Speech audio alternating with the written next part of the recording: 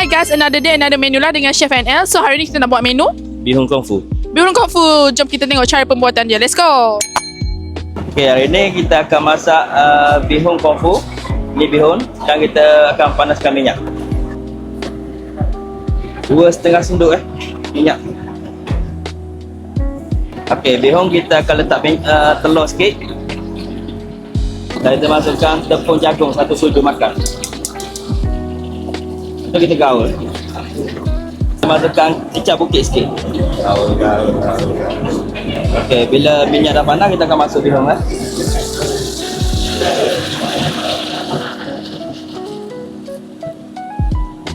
Kita tunggu dia garing. Okey, bihun kita dah siap. Dan kita tunggu untuk buat semua bahan dia untuk buat kuah. Kita panaskan minyak sikit. Dan kita masukkan isi ayam ayam mentah. Kita masuk sekali bawang putih, batang sup, cili padi. Tumis sekali.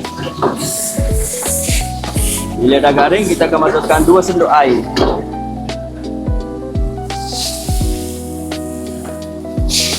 Seterusnya kita akan masuk chicken stock 1 sudu, ajinomoto setengah sudu, gula 1 sudu setengah, 1 sudu garam. Dan kita masukkan sos tiram 1 sudu, air 5 1 sudu setengah dengan kicap bukit sikit. Dan kita masukkan semua bahan sayur, bunga kobe, tomato, carrot, kailam. Dan kita masukkan tepung jagung setengah sudu makan. Kita kucur dengan air putih. Lalu kita tuangkan dalam kuah.